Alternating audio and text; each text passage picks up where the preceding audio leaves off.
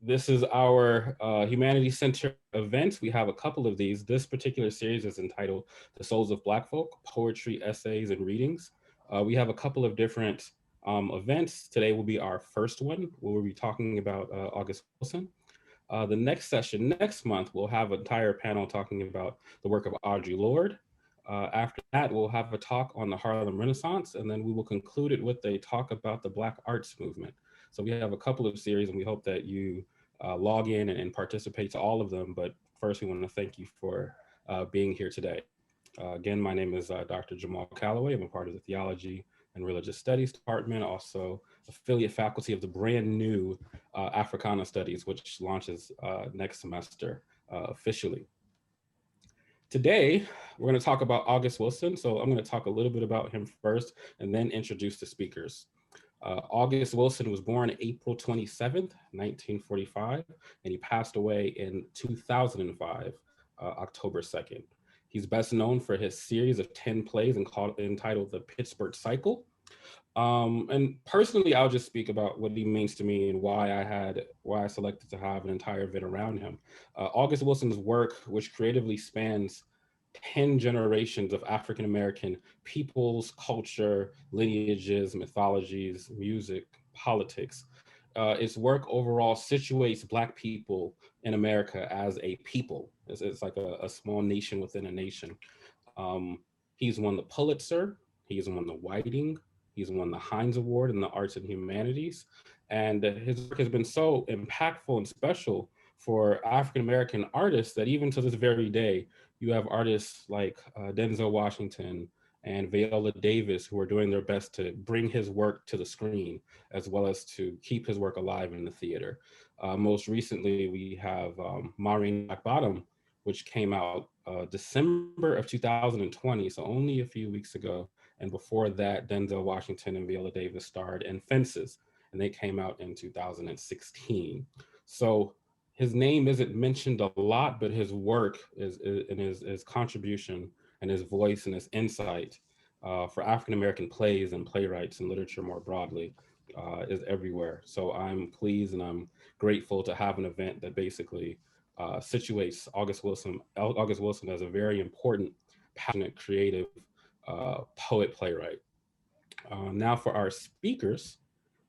First, I'll introduce Dr. Cynthia Caywood. She is professor of English and affiliate professor of the Graduate Theater. She joined the English department at USD in 1984, where she has worked for 36 years, including 3 of those years as department chair. Cynthia covers undergraduate courses on 17th and 18th century British literature, world drama, and women's literature, and since 1987 has taught dramatic literature in the Old Globe Theater and the university's MFA program in dramatic arts.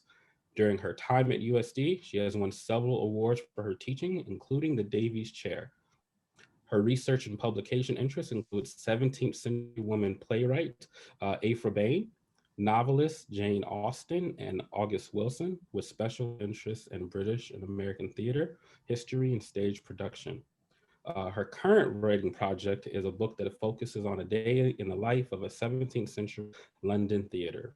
In the year 2000, she was commissioned to adapt Charles Dickens' A Christmas Carol for Center Repertory Company in Walnut Creek, where it has been staged annually for over 20 years. This afternoon, Cynthia's talk this afternoon is entitled August Wilson, the Man for Our Moment. Thank you for being a part of this, Dr. Caywood. And secondly, we'll have Dr. Carlton Floyd, specializing in African-American literature, mixed race and ethnic studies, identity and community, and representations of children and childhood. He has recently written for and edited a special volume on August Wilson in the journal College Literature. Dr. Floyd has been teaching at USD since the year 2000. So thank you, Dr. Floyd, for also being a part of this program.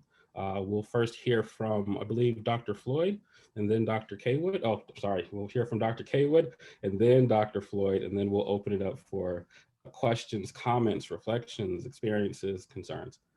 Thank you very much. Thank you, Jamall. Okay.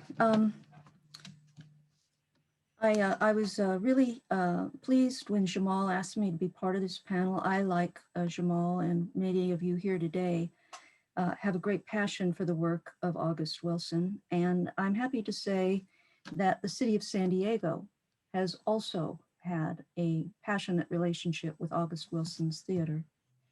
Um, Jamal mentioned the century cycle or the Pittsburgh cycle, and I thought I'd throw this quick chart up here, which gives you a sense of what that looks like. He wrote 10 plays, one for each decade of the 20th century, but he did not write them in chronological order.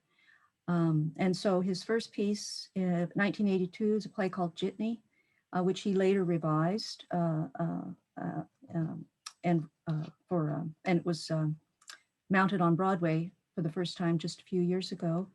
The last play he wrote is the last play of the decade, a play called Radio Golf, and it was finished shortly before his death.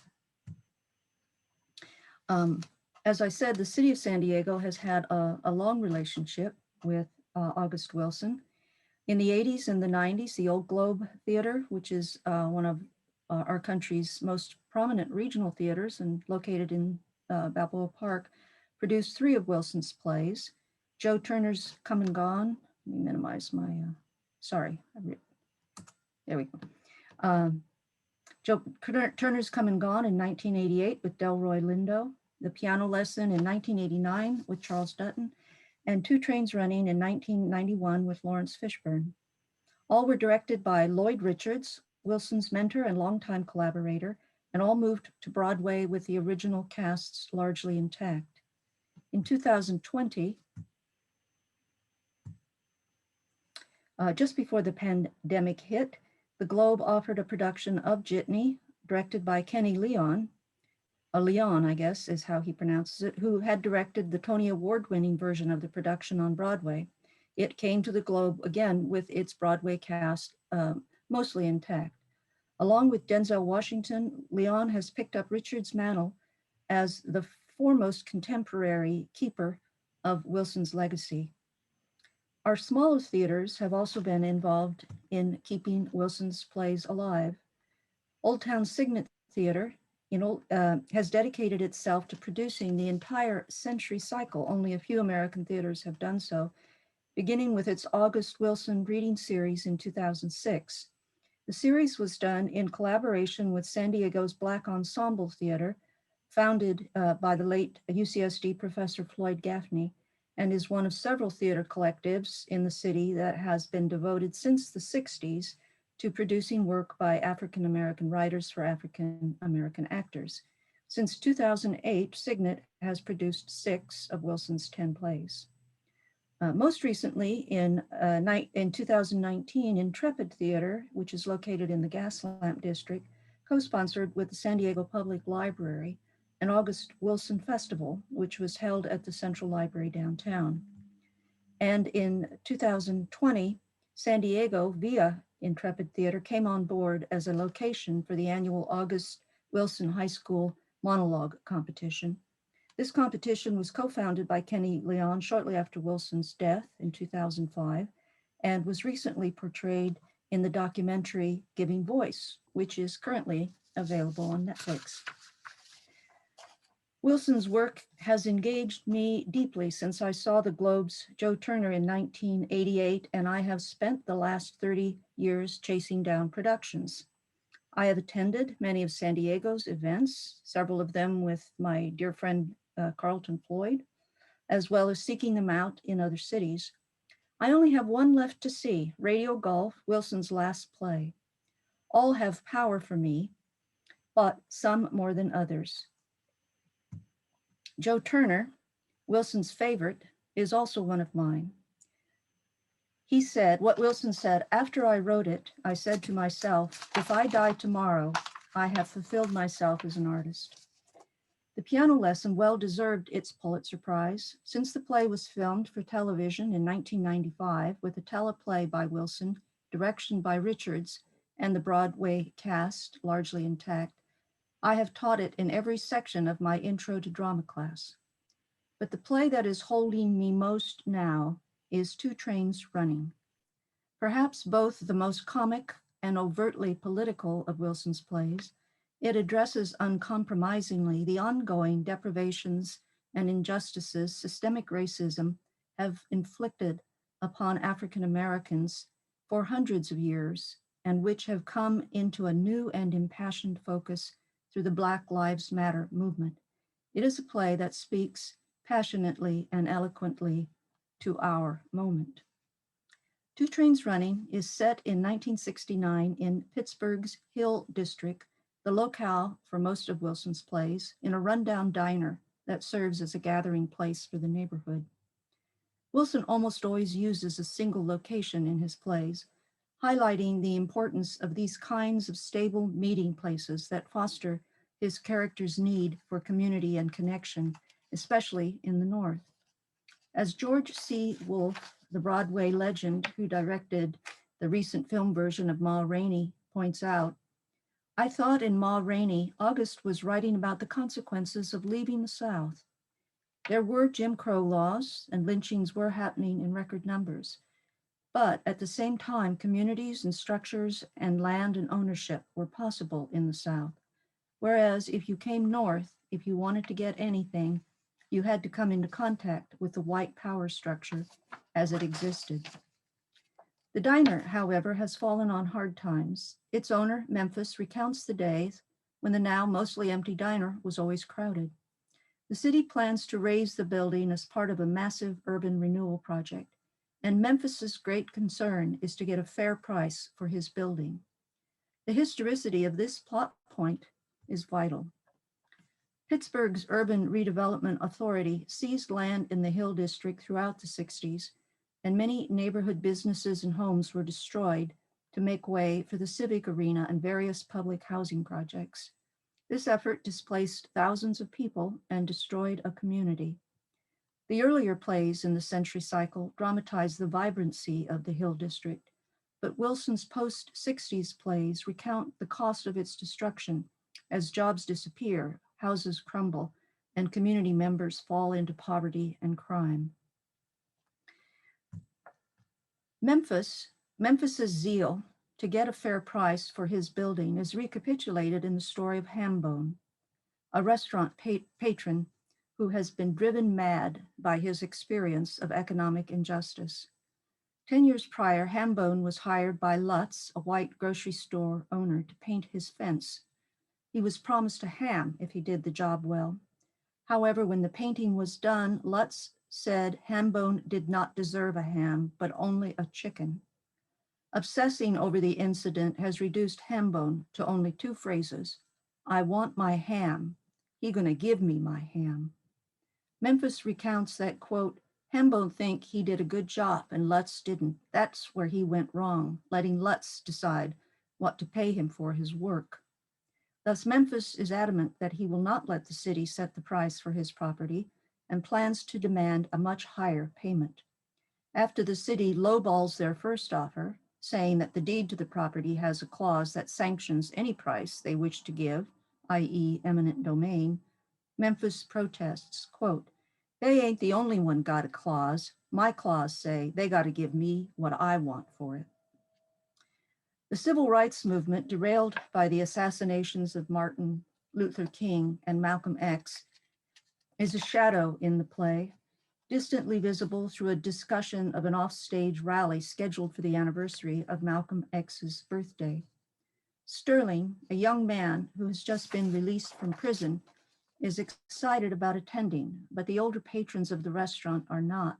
Memphis, for example, refuses to let him put up a poster for it. Again, historical context illuminates this plot point. Like many urban centers, Pittsburgh had broken out into riots after the assassination of King in April of '68, which damaged African American businesses and escalated tensions between African American neighborhoods and the police force. Thus, in 1969, the promises of the civil rights movement seemed to be fading, and nonviolence increasingly questioned as a political tactic. A divide had emerged, often on generational lines, and many argued that full liberation could only come through seizing power rather than working for accommodation within existing structures. Holloway, an elderly patron of the diner, recounts seeing Malcolm X early in his career when he, quote, didn't have but 12 followers. When Sterling asks Holloway why he didn't become the 13th, Memphis replies, quote, where he gonna follow him to? The only place he was going was to the graveyard. Holloway emerges as Wilson's recurring iconic character type, a wise older man who provides a connection to the African American community's mysticism, spirituality, and past. He provides true but often grimly humorous commentary throughout the play about the dark reality of the economic, social, and legal injustices inflicted upon the African American community. For example, Holloway counters Memphis's dismissal of Hambone's struggle as senseless. Holloway argues that if Hambone had capitulated and accepted the chicken, he would be forever reminded of his loss every time he even saw a chicken. Quote, we're going to have a bad taste in our mouth. That chicken's going to call up that taste. It's going to make you feel ashamed. Hambone, Holloway proclaims, wasn't, quote, willing to accept whatever the white man throw at him. Thus, when Memphis dismisses Sterling as lazy for quitting a $10 a day job hauling bricks, Holloway scoffs. People kill me talking about Negroes is lazy. Negroes is the most hardworking people in the world, worked 300 years for free and didn't take no lunch hour. Holloway goes on to provide a blistering critique of economic racism and the fact that there are only low-wage jobs or dead-end jobs for African Americans. White America, he says, hasn't figured out how to make money putting Afro-Americans to work and paying them for it. White wealth was built on the enforced free labor of African Americans.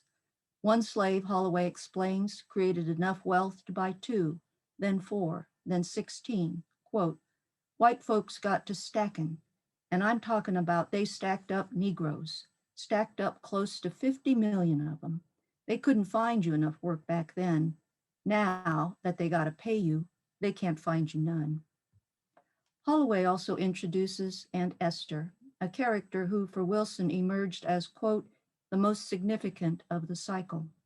She is a presence in 4 of his plays, although on stage only for one, Gem of the Ocean, which Carlton will talk about later.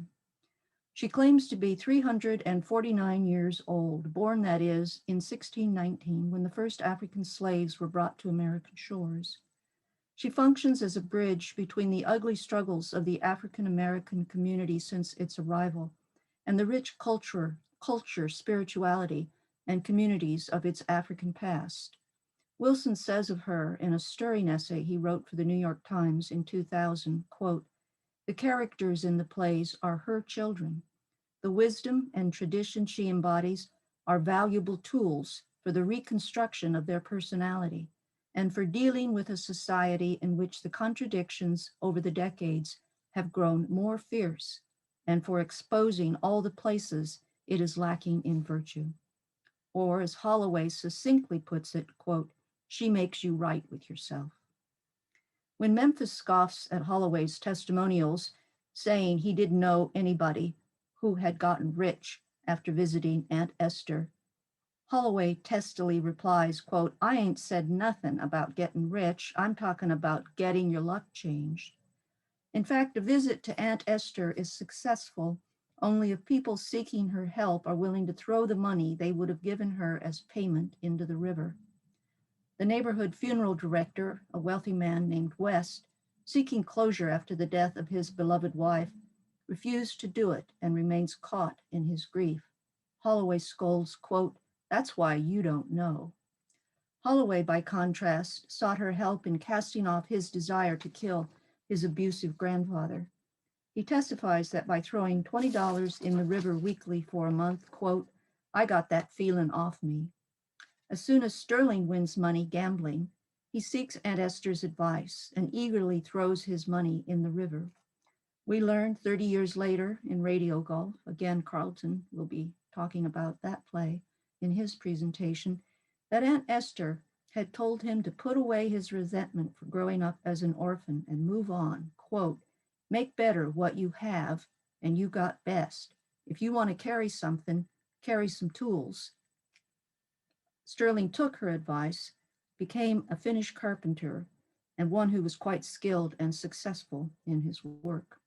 Even Memphis finally comes round. After he visits her and throws his money in the river, he gets 10,000 more dollars than he was demanding from the city for his property, enough to return to Mississippi and reclaim land stolen from him decades earlier.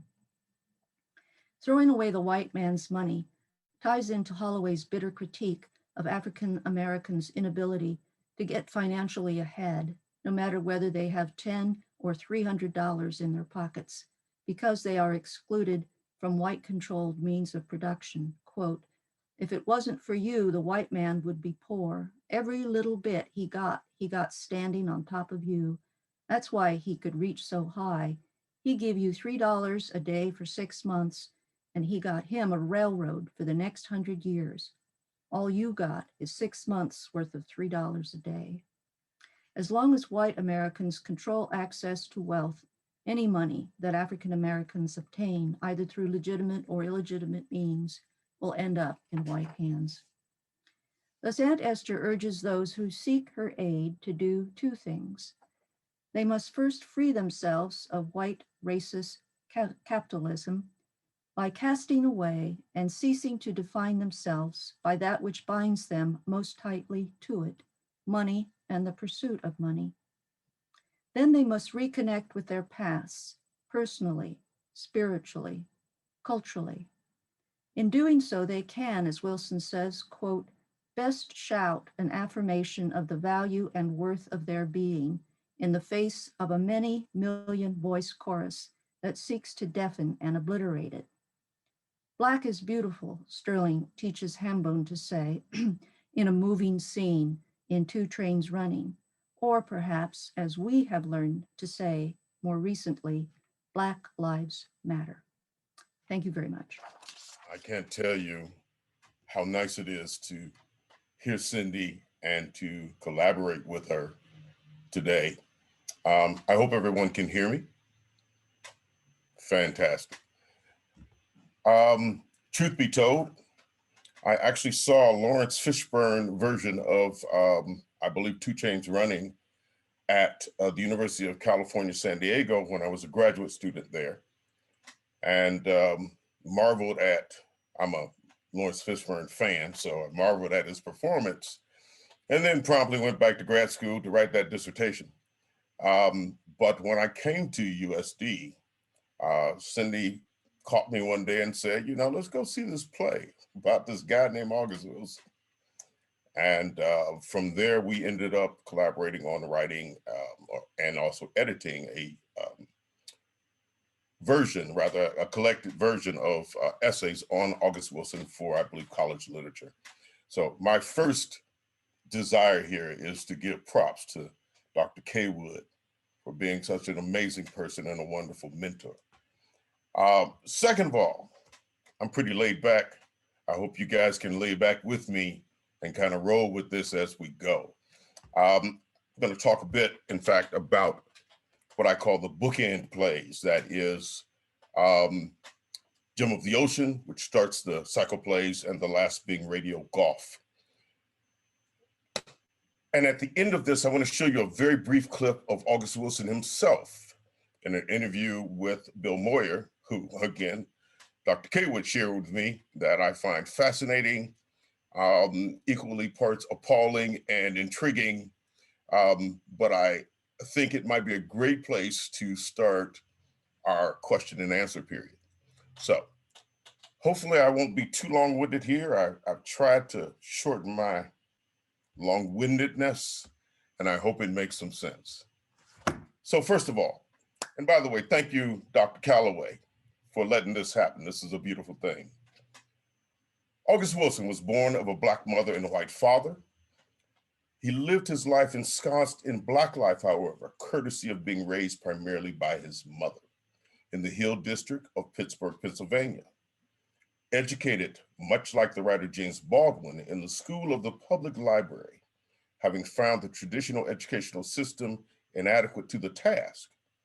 Wilson ultimately transitioned educationally, artistically, politically, and socially to the Black arts and Black power movements of the 60s and 70s, finding a solidifying foundation in them and in friendships with the likes of people like Amira Baraka, also known as Leroy Jones, who Wilson credited as one of his greatest influences. Wilson was concerned to portray the particularities of Black life in terms of the ways in which such particularities share in and are shared by others. And his focuses, his vision, if you will, focuses on what he felt he knew best.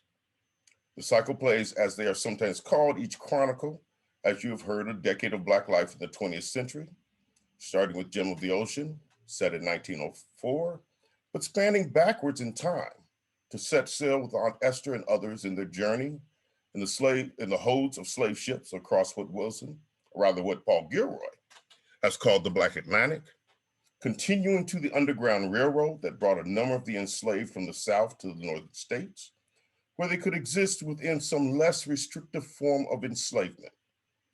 Now, we know the narrative goes that these formerly enslaved people came north to freedom, but the reality is a bit more complicated. While many did indeed escape the bondage of legal enslavement, they found that their legal freedom, whether in the North or the South, the East or the West, without an accompanying social and economic freedom, without an eradication of white supremacist practices and ideas devoted to Black subjugation. Basically, they found that freedom wasn't really that free. Gem of the Ocean, set in the Hill District in Pittsburgh, Pennsylvania, and centered within Aunt Esther's house on 1839 Wiley Avenue, a house number that sparks connections to the Trail of Tears and the Amistad slavery boat, begins in a litany of sorrows and troubles, with also the light of some redemptive potential. Here one might start with the biblical assertion, where one is told to render unto Caesar the things that are Caesar's, and unto God the things that are God's. I believe that may be Mark 12:17. And we find in Gem a guy named Caesar, the aptly named local Black authority on the Hill, offering, also aptly named, citizen, newly arrived from Alabama and seeking the solace he has heard that Aunt Esther can offer. He offers him a quarter, and he gives him this adage: I'm going to see what you do. You turn that 25 cents into $5, and you come and see me, and I'll give you a job. Here we're also kind of limning parable of the talents, if you will. But citizen wisely doesn't want Caesar's money. He wants something for the soul, not the pocket. And he may be as aware as we are by this time in the play that Caesar wants his cut. And his cut may well leave him with less than nothing. As Caesar notes, getting money is much less of a problem than keeping it. Although getting money can be a problem too. Citizen says to Aunt Esther when she asks him if he has ever had enough money, I ain't got no money, Miss Tyler. I ain't never had none. Time I get it, seem like it belonged to somebody else. And Citizen speaks from recent experience. Having gone to the local mill in search of work, he tells Aunt Esther, they say they was paying $2 a day, but when we got there, they say $1.50. Then they say, we got to pay $2 room and board. They sent us over to a man, the man say, we got to put $2 on top of that for the place. Come payday, they give me $3, say the rest go to my bill. Basically, Citizen is working to line the pockets of others rather than his own. I hope you can see a trajectory coming out of the work that Cynthia just shared with us, very notion about how one accumulates when one's accumulations are going into somebody else's pockets. Now, forgive me, but that sounds like some pure dog poo, metaphorically speaking, which it turns out, in a satirical twist, is not much different than the pure dog poo Solly, our local traveling salesman, is literally collecting and selling. In fact, to Solly, the pure as he calls it, is valuable. She tells Black Mary, I'm afraid somebody's going to run off with it, to which she responds, who's going to steal a basket of dog shit? By the way, Wilson had a wicked sense of humor. I hope you can get that through this. It's pure, Solly replies. It's called pure. People been collecting pure for 400 years, a time frame that should not escape one's notice. For Solly, pure translates into cold, hard cash. And he exclaims, people will kill people over money. And indeed they've done, and they do just that. When pure is as valuable in both its metaphoric and material forms than a person's life, we are all in for some serious trouble. And we have been, and we currently are. These thoughts guide the remainder of the play's motion. As the play closes, we learn that Aunt Esther has been charged with aiding and abetting a criminal, Solly, who ended up burning down the mill that Citizen complained about earlier. Caesar shoots and kills Solly. Aunt Esther is in trouble with the law, and Black Mary comes to an instructive realization. Black Mary says to Caesar, who, by the way, is also her half-brother, the following. Caesar, I gave you everything, even when I didn't have it to give you. I made every way for you. I turned my eyes away. I figured if I didn't see it, I couldn't hold fault. If I held fault, I couldn't hold on to my love for you. But now you standing in the light, and I can't turn away no more. I remember you when you was on the other side of the law. That's my brother, the one who believed everybody had the same right to life, the same right to whatever there was in life that could be useful. That's my brother. I don't know who you are, but you're not my brother. This rift between Caesar and Black Mary, between what's legal and what's right, between being legally free, but bound socially and economically, follows us throughout Wilson's work. Work that says from start to finish that we are in a war here, and that because we are still fighting, we know we're still here. Notice my use of we here intended to encompass everyone as Wilson works toward his intended objective. As Eli says when entombing Solly, quote, everybody bleeding, everybody been cut, and most of them don't even know it, but they bleeding just the same. Still with me? Everybody's good? Fantastic. A little farther down this road with me. Radio golf seems a far cry from Gem of the Ocean. Seems a far cry. In Gem of the Ocean, jobs are scarce and money is tight. In radio golf, Black people in the business and political world seem to be doing all right.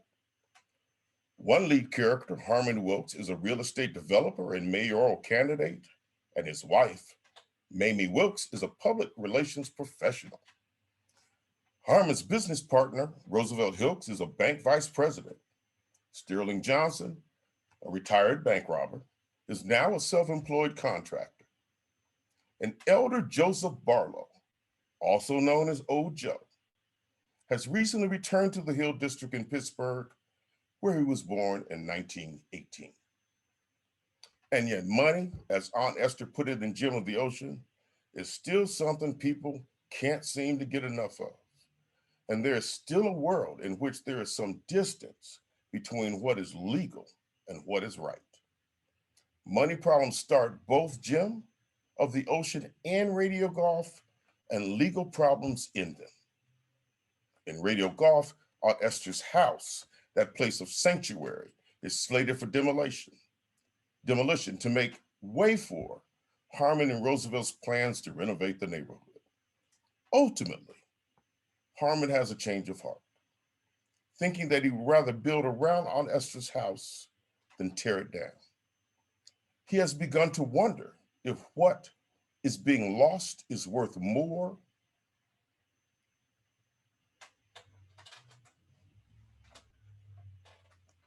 than what is supposedly gained by tearing the house down.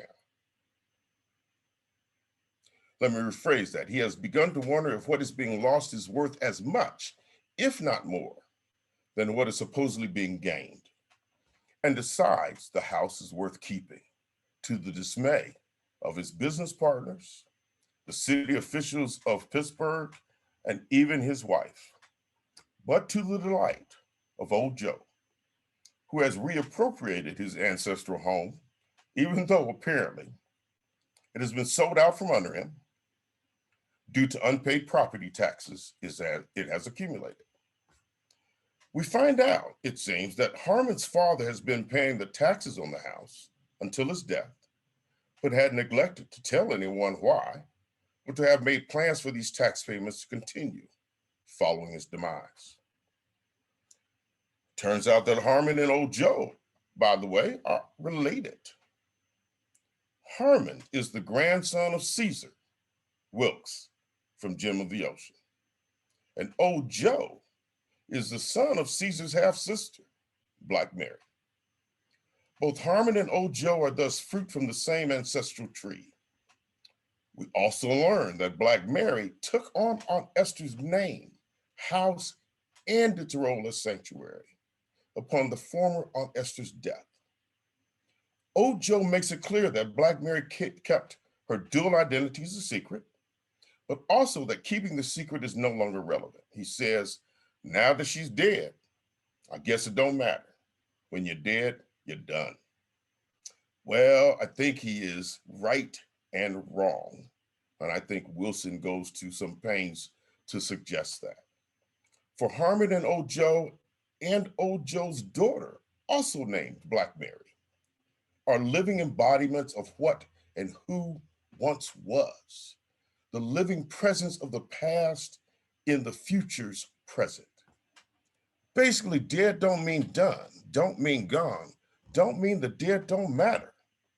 In fact, old Joe also tells us in a conversation with Harmon, today's today, tomorrow's been following me for a long time. Everywhere I go, it follows me. It ain't caught me yet. Suggesting that the future is as much in the past as in the future, and that the present is but a fleeting refrain between these two salient points of existence. Finally, then, we are left with the question of progress. Between 1904 and 2005, what and who has really progressed? Across this century, one still confronts the presence of white supremacy, its ties to the Capitol, as in our political apparatus, quite obviously evident in recent insurrections at the White House and elsewhere around the country, and its ties to capital, as in our worship of wealth in ways that privilege possessions over people, and the wealth of a select few at the expense of humanity generally and Black and brown people particularly. How do we account for a country in which what is legal too often trumps, pun intended, what is right? And even equally often trumps the very concept of human rights. As Wilson's work takes great pains to show, we pledge allegiance to a place where dreams go to fester and scar, to borrow from Langston Hughes, rather than nourish and heal. At least it's the lesson I take from August Wilson's cycle plays, along with one other. Aunt Esther might be dead, but dead don't mean gone.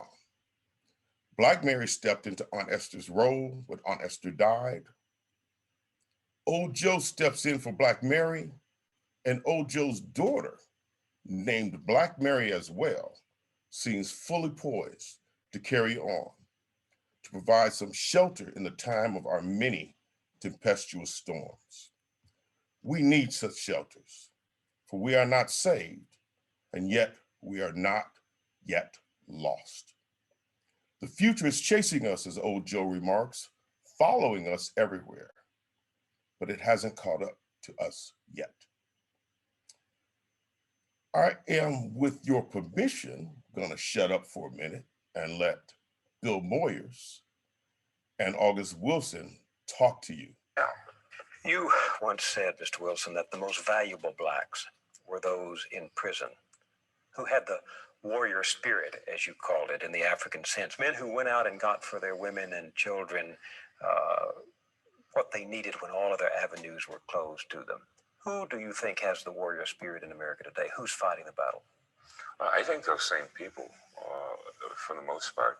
I think ever since since the first Africans set foot on the continent, there has been a resistance. And I think that this spirit is best exemplified in those, not necessarily all of them are in the penitentiary, but the ones, because of that spirit, they find themselves on the opposite side of the society that has constantly tried to crush that spirit. I was going to suggest maybe the middle class, the Black middle class, possesses that warrior spirit today, in the sense that they're struggling in a white man's world to make it, to provide for their children, to keep that house, pay that mortgage, send those kids to school, to live the life of responsibility. That there's a struggle going on there in the Black middle class. The real struggle has been since African first set foot on the continent, an affirmation of the value of oneself.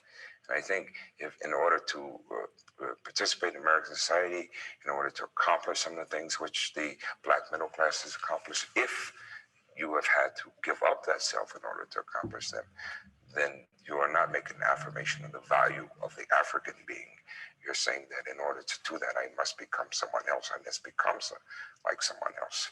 The example I always use is I was in the bus station in St. Paul, and I saw 6 Japanese Americans who were sitting down having breakfast.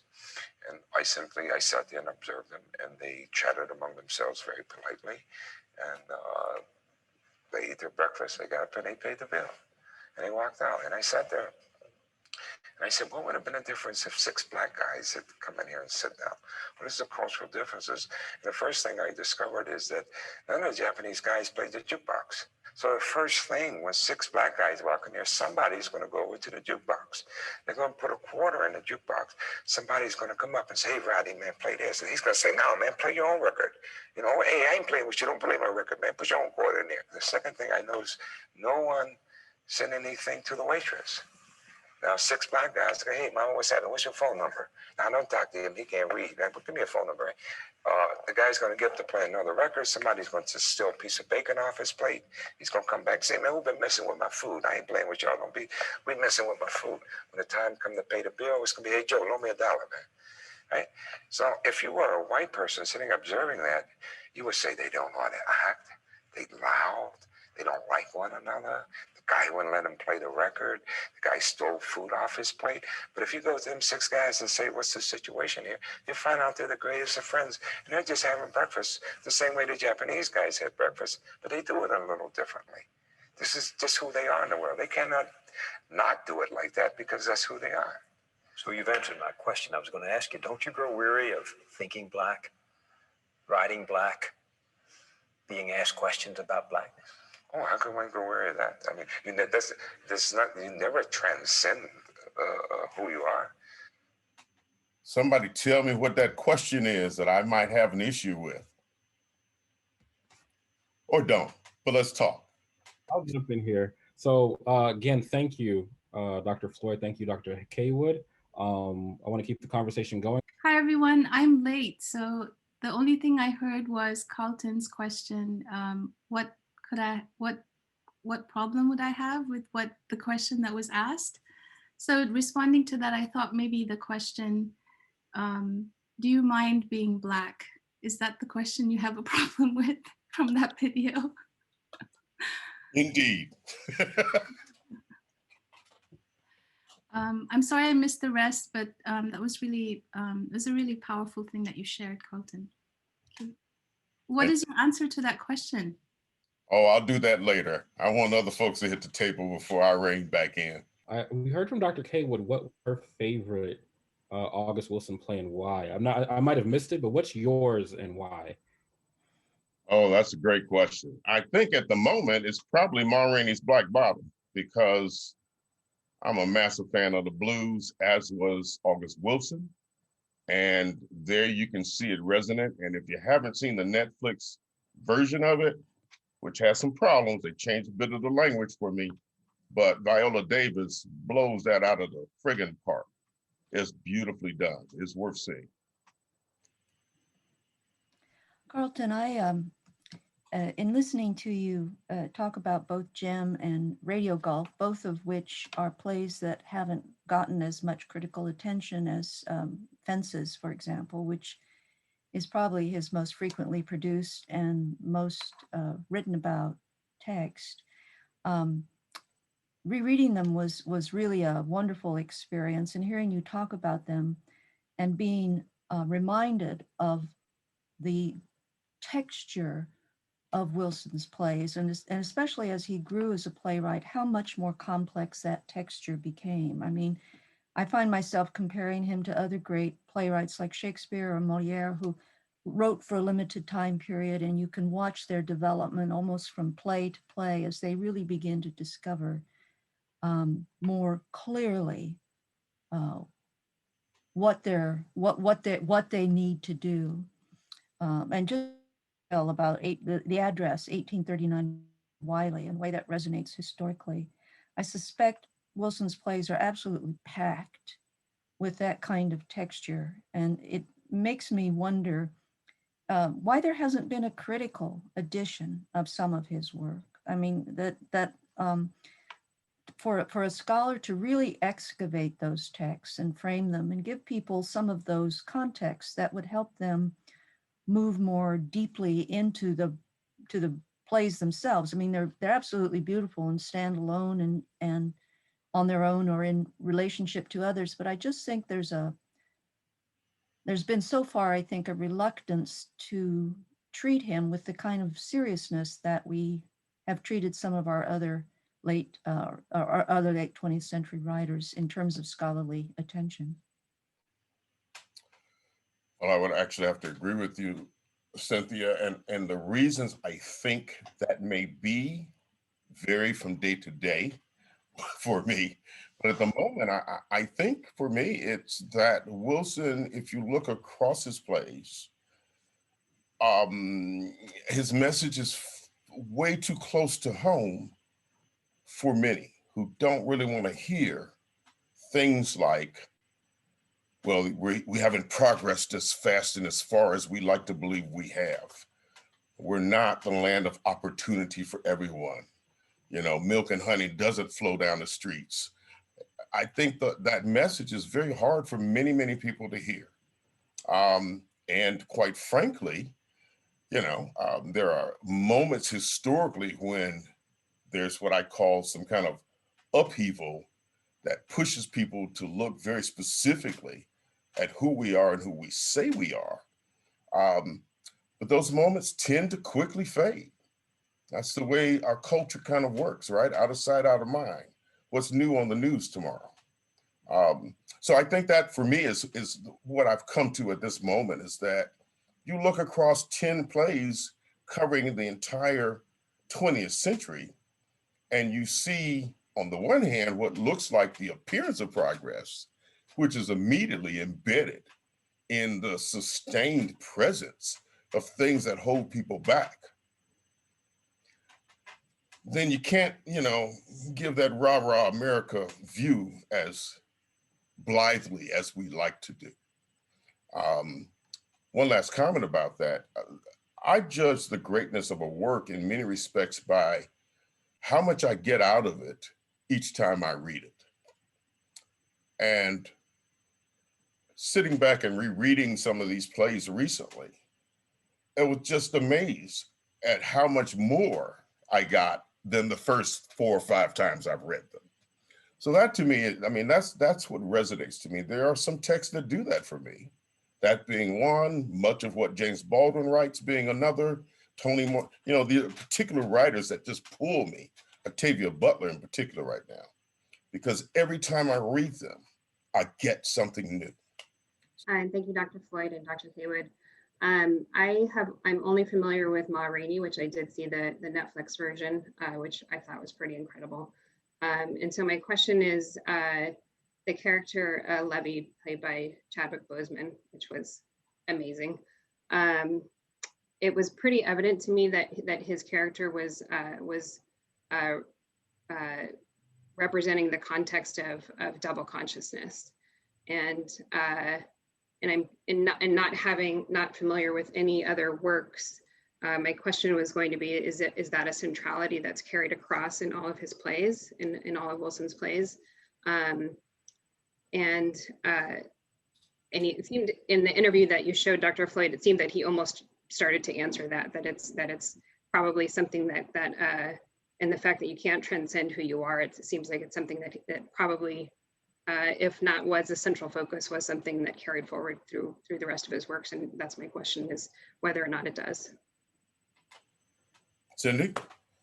Well, I'm not quite sure I understand what you mean by the term double consciousness, but I do think in all of Wilson's work, it's essential for his characters to embrace who they are, not just in the moment or in the present, but in terms of themselves as a people and part of a very long, rich culture that's been not disrupted, but certainly attempts have been made to seriously disrupt and destroy it for hundreds of years. And I think that's where someone like Aunt Esther, eventually she comes into his cycle in Two Trains, the sixth play, and it was as though Wilson felt he needed to embody or give birth to that agency, that prophet, that conduit figure by which people could discover and make themselves right with who they were as human beings.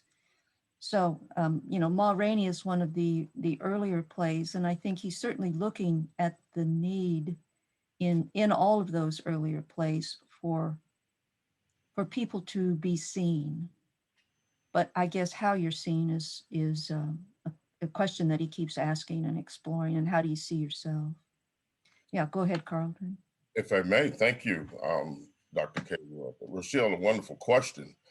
My guess is that you're pulling from the works of W.B. Du Bois and the concept of double consciousness that he brought to the forefront of our work, of our literary work and philosophic work. The idea that one has to be aware of one's own self, but also aware of the power structure, if you will, the other selves that one has to contend with in the world. And I would say that is, quite frankly, all through Wilson's work.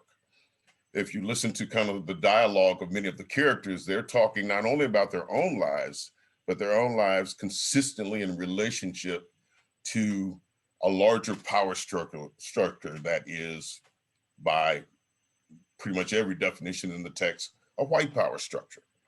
I think what Wilson brings to the table on top of that, however, is a request or a desire to have that double consciousness work doubly. Meaning he doesn't just want Black folks to understand themselves and also to understand their place within a white world. He wants white folks to understand themselves and understand their place within a Black world.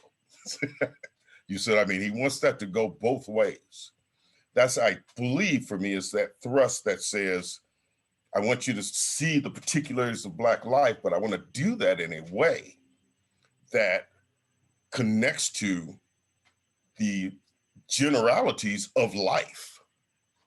Another part of that interview, he talks about, look, plays are about relationships, how men relate to women, how wives relate to husbands, how kids relate to fathers and mothers, how people are hungry and struggling. All of these things are a part of the so-called human condition.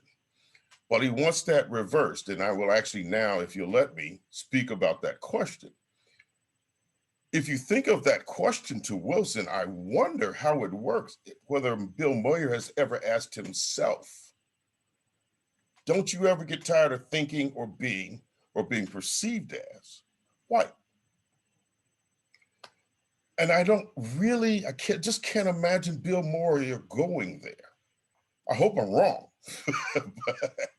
but that's embedded in that, Rochelle, I believe, is that notion of that desire to connect beyond the particularity to the general and to ask that that be done in return.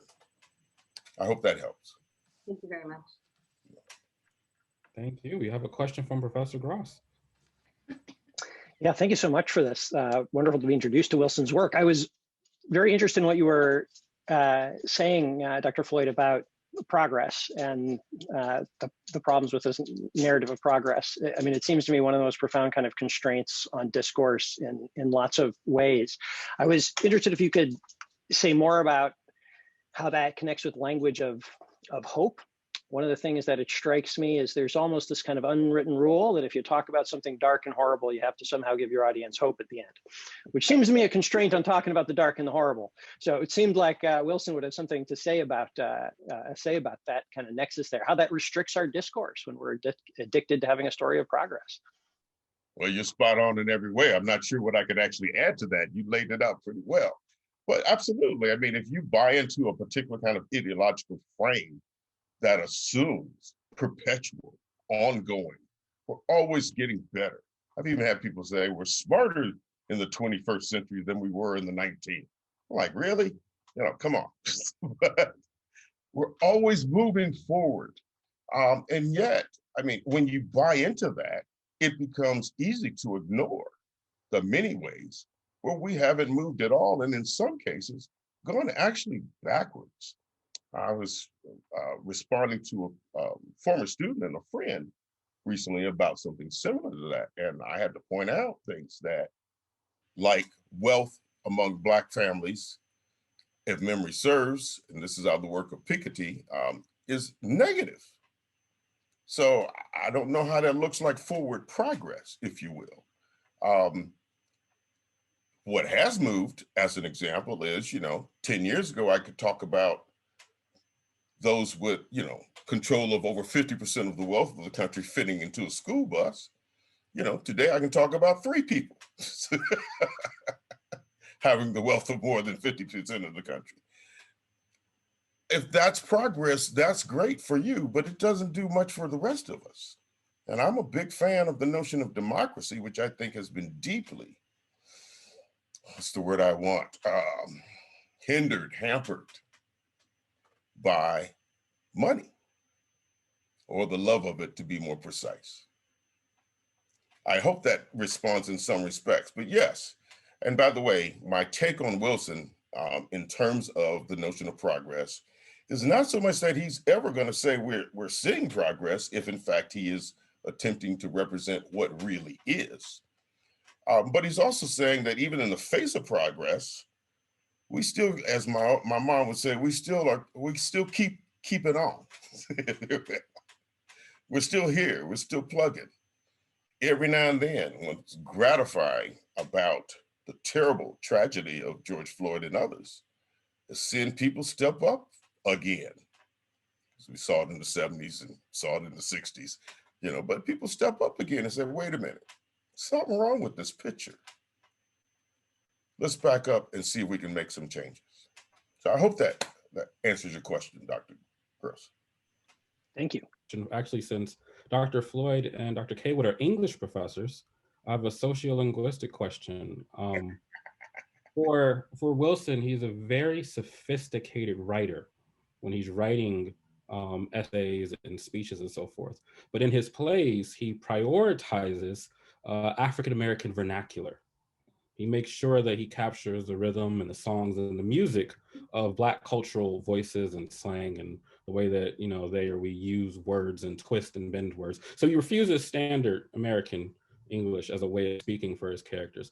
How does that fit or work within whatever it is he's trying to convey within each play? What is the role of African-American vernacular in his play? I'll defer to Dr. Caywood again. Well, I'll just defer to Wilson himself, who said his intent was to create the field of manners upon which his characters stood. And I think he's authenticity is at the heart of that. But I think also, like all dramatic speech, his character's language is very heightened. I mean, it's extremely poetic within the terms of its own rules. And I think there's probably few experiences that are as thrilling as hearing August Wilson's words spoken by a great actor, because there is a kind of there's an incredible musicality, and often both through rhythms and sense, great not only wit but great humor in a lot of what those plays say. My students often find reading the piano lesson difficult and come to love it after hearing it done by the great cast that does it. So, I think that when we get to Radio Golf and we have two of his Black characters who speak standard American sort of English, their language, their rhythms, their characterizations seem bland and colorless compared to the other characters in the play who are still are masters of Black vernacular, Sterling and Old Joe particularly. And I think it's another way of just to underscore what Carlton is saying about the play is to ask, is this progress or is this loss? Progress by whose measure? Aunt Esther would say, no, that's not progress. She'd say, go throw your money in the river, which is sort of what Harmon decides to do at the end of the show, figuratively speaking. Jamall, you just hit one of my important questions. This is a love thing for me, which is there's a thing within rhetoric and composition, which is part of my background, that one might call the language of nurture, the language of home. And that language is the language each and every one of us grew up in, right? It's that one that connects you to family. It's that one that connects you to neighborhood. It's the one that connects you culturally. We learn as we become, quote unquote, more educated that there are other languages. We learn the language of the academy. We learn standard or edited American English. We learn a variety of other languages. But for me, reaching back to that language in which you are formed is one of the most important things we can do, because it's your roots. And I think Wilson pays great tribute to that by insisting, right, that folks go back to that language.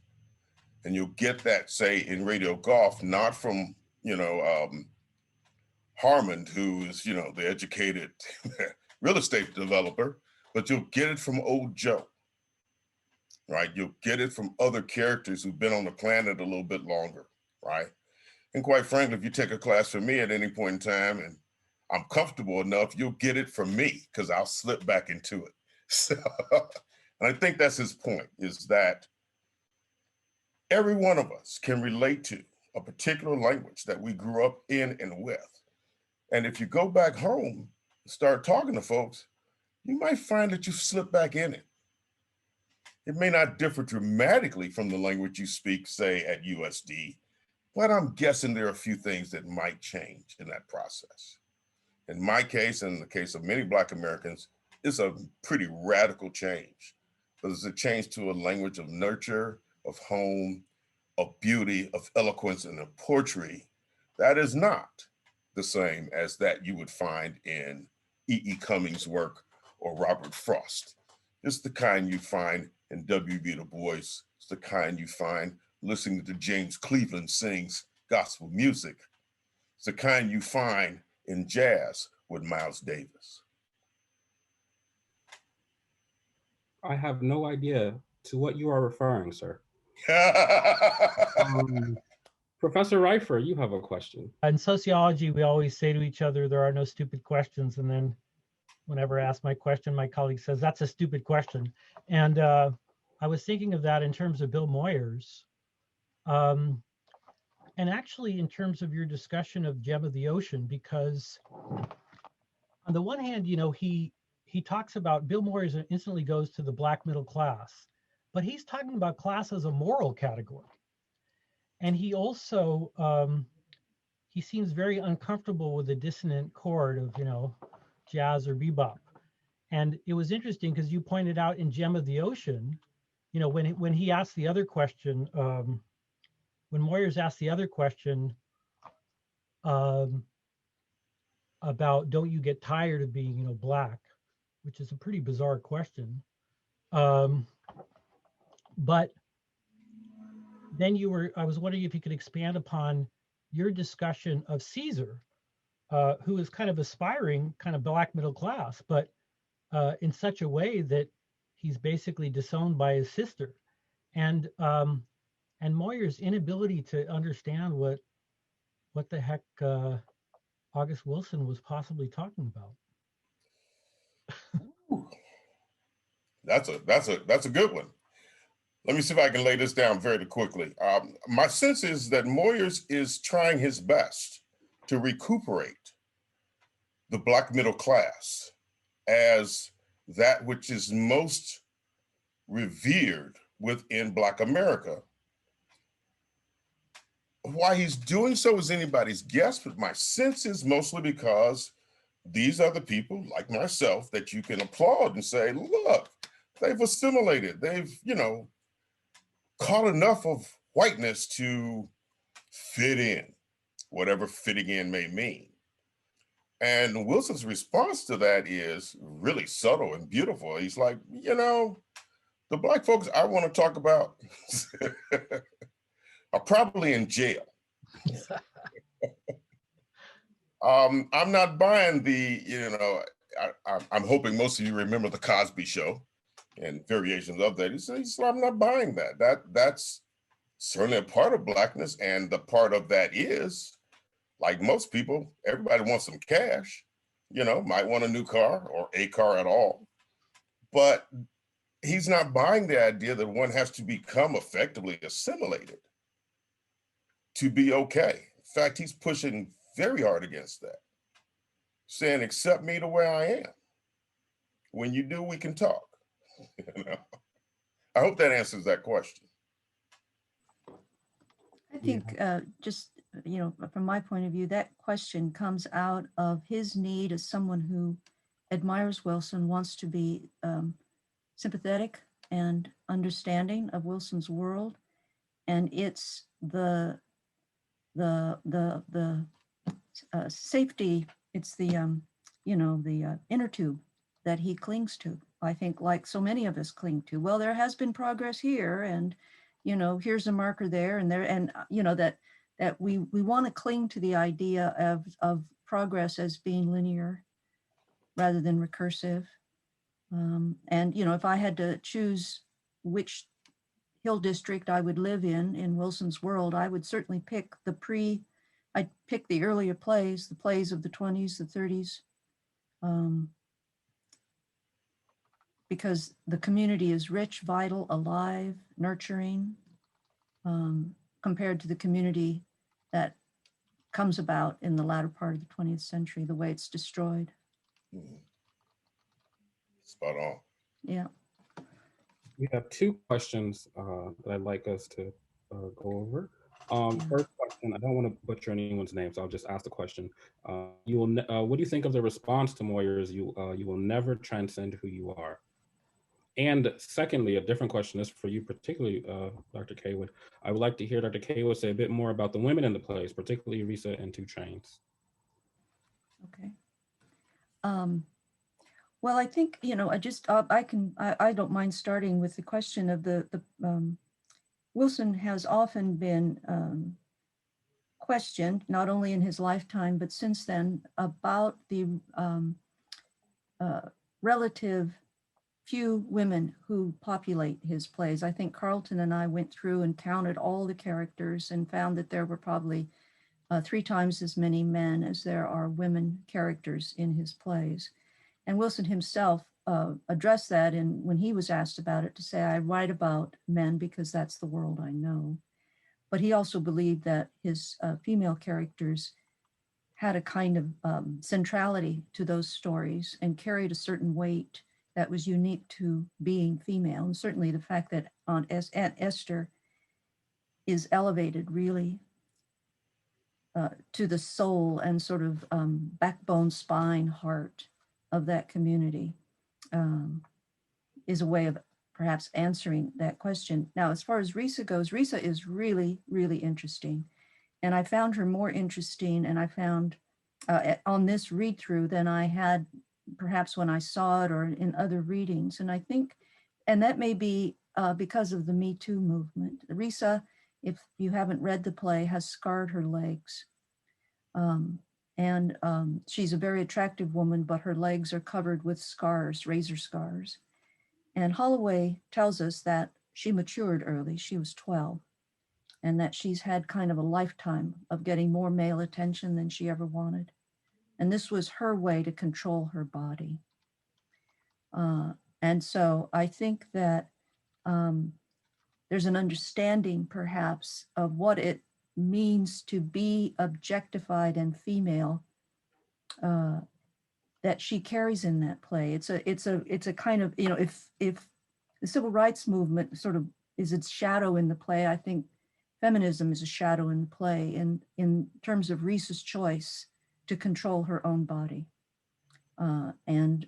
So she's emerged for me as a much more central and powerful character in that story than I have given her credit for in the past. I must say I struggle with this issue in this sense.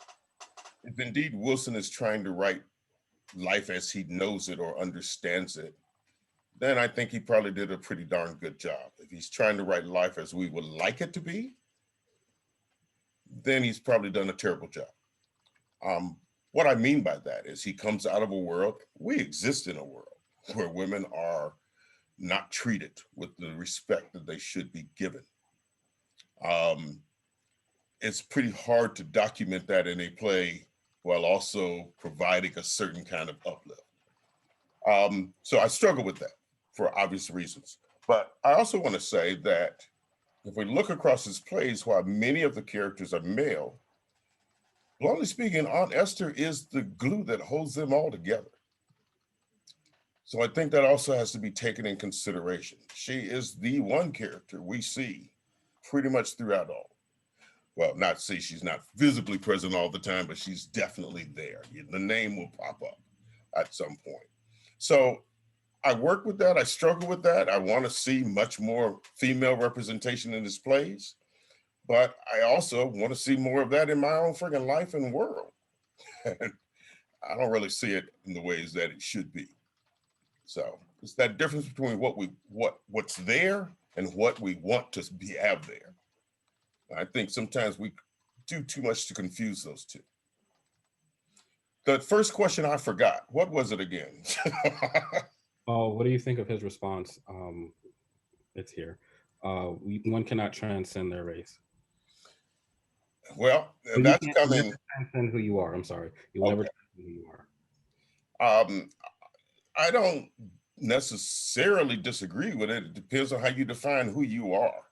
I think for Wilson, he's kind of talking about what he calls in the earlier part of that interview, his cultural rootedness in Black America. It's where he was raised. It's where his mother took him. And so for him, that's who he is. I do think you can change who you are in other ways, but I don't think that necessarily ever leaves you, if that makes any sense. So I think I would put it in that frame. But he's also within what I call a very traditionally Black nationalist frame that kind of sees race as essential, which is not a viewpoint that I share. I see it as decidedly cultural, certainly something that we are rooted in, but certainly not biological. And I don't think his comments go toward biology as much as sometimes I think they do. I hope that helps. I guess I would just answer it simply by what Aunt Esther says to Sterling. I found myself thinking about this over and over again when she says to him, to put down his resentment, quit carrying it around. She says, make better what you have and you got best. There's no need to transcend who you are. Make better what you have and you got best. it's, I think, making yourself right with yourself, as Holloway puts it.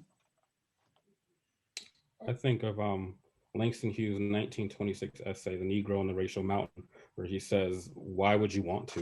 He's like, I'm a Black poet, and I find that to be really fun.